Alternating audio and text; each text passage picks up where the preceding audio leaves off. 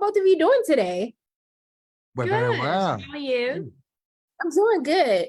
I really enjoyed this film, and is a line in here that I love so much when it's said that you're powerful, but you can be magnificent when you work with others. And I really think that that's something that we all need to learn how to work well with others, how to learn how to ask for help. And I wanted to know for the both of you, is that something that either of you have struggled with, or how are you making sure that you learn how to ask others for help when you need it the most? That's a very Boy, good question. that's a like really the good first question question. I've had that's a bit different. Have you got anything in your mind? I do. I think I personally struggle with asking for help. I love being able to do things on my own and to be able to achieve them on my own so that I always can take the credit for being able to pursue it and do it. It's also a flaw of mine. I wouldn't say it's a strength by any means, but I think filming the movie, I found myself asking for help with Harry so much more than I thought, and be like, oh, I'm lost. I really need your help to help guide me again.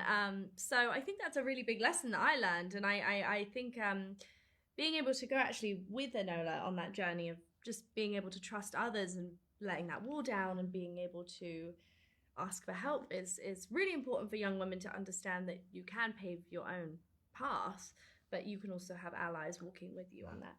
Yeah, and because it's like the whole idea that perhaps sometimes one could be too proud to ask for help. That's part of that's a Nola's problem, not necessarily not clearly yours, but that's a Nola's issue. I think that from my point of view of my job, people think the directors make all the decisions. Well, up to a point we do, but I will take a good idea from anyone, and I will have my ears open for anything. And in fact, when an actor comes on the stage, like Millie does, the first thing you do is let's see what she does. We are all looking for help from others. We're all seeking ideas, and that's the joy of collaboration. So I think that's probably the thing that chimes most for me, the joy of collaboration in the creative field we work in and in others. Just don't be proud, and if someone's got a good idea, take it on. Hear him out. Yeah. And I will add to that, Harry on set, I mean, it could be anyone. I mean, even to art department, if they say, oh, we think that maybe if you walked over here though, then we could see this part of the set. It's like Harry's like, great idea, we will do better idea, better idea than mine. And let's do that. I mean, you've got to think there's like 200 people that work on our set, from the guys outside, from the people inside. So to be able to have that collaboration, and there's no limitations on the person that can add that opinion in. It makes life so much easier. I kind of want to talk to directors about this a lot, because you want to walk on with your eyes open. And so what have we got here? There was a great director called Robert Altman that many of you may still be fans of, and he used to say, let's see what the talent offers. Yeah, it's true. And then you get the best. So, yeah. That. But I like that you mentioned the importance of allies, because I think it was really important how Enola was fighting for people, that the world had given up on. And no matter where you are, there's always someone in a room somewhere that's fighting for you that you don't necessarily know at the time. And I wanted to know for the both of you, like, who were some of those allies for you, helping you in this industry, fighting for you when you didn't even know it? Oh boy. Yeah, I had a real father figure, a mentor who was one of my first producers, and who I could always go back to and work with. If I had because it's difficult in our business, is that sometimes you find it's difficult to find your tribe. You've got to find the people with whom you have really good relations. I have tremendous relations. I'm not just saying that because we're here, but with the people at Legendary, they are really my brothers and sisters in this collaborative process. But when things are tough, there have been people. There was a producer called Tony Garnett, who I went back to again and again, and he would always pick me up when I had a bad experience.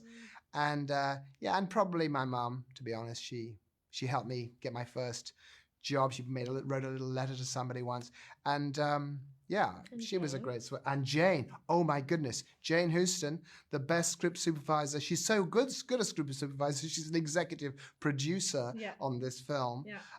She is our one of our North Stars. We never move on from any scene unless Jane gives it her seal of approval.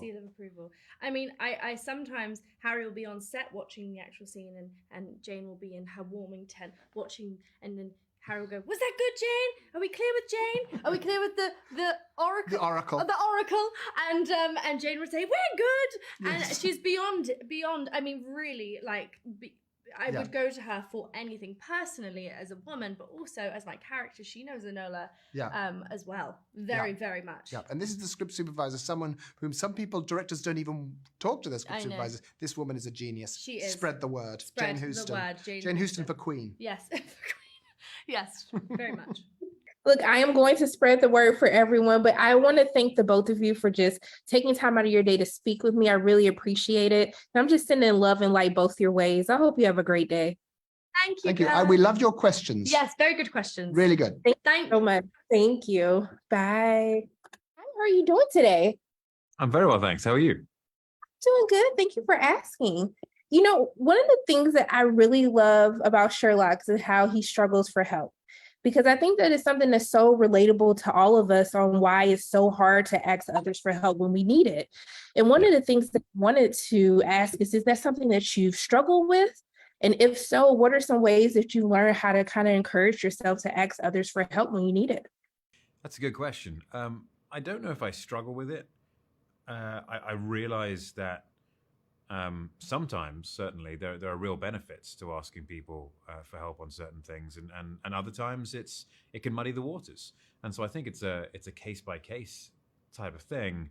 I think it really helps when you just get a different perspective sometimes, and other times it's incredibly useful when you realize someone else has a skill set which is far more advanced than your own, and so you can actually lean on that person.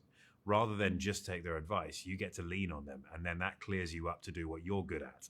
And that, I find, is really helpful. Reminding myself of that, saying I don't have to do it all because there's someone to my left or to my right who are really good at that thing which I'm trying to do and I'm struggling with, which is causing me to do a job which is half as good at the thing which I am good at.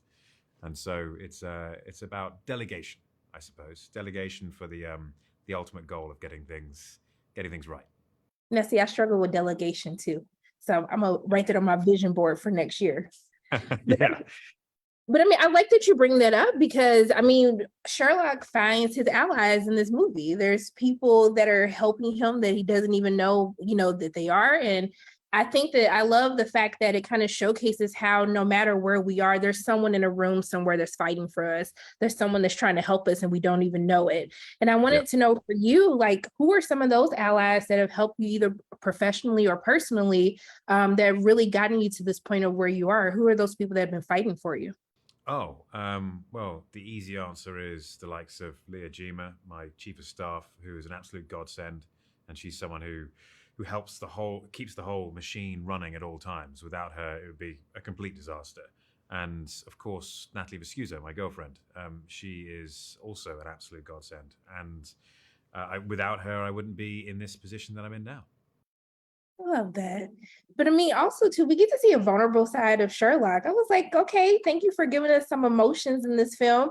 I mean, how was it actually showing a different side of Sherlock that we're not used to in other variations? Well, the thing about this universe in particular is that it's the only universe that Sherlock exists within that has Enola. And so we have the opportunity to have an emotional connection there without losing too much of the original core of what and who Sherlock is. And it's fun to play that. I enjoy it. And it's nice to give the audience something slightly different because Sherlock's been played so well by so many people, and I doubt I'm going to outperform them. So I might as well give it something a little different. And Enola Holmes is the perfect place to do it. Well, look, we're going to put some respect on your name too, because I love your variation of Sherlock as well. Okay. Got to give you your props too. But look, I just want to thank you so much for taking time out of your day to speak with me. It really, really means a lot. So I appreciate you. And I appreciate you. I'm sending nothing but love and light your way. I hope you have a great day. Thank you so much. Thank you very much. You too. You too.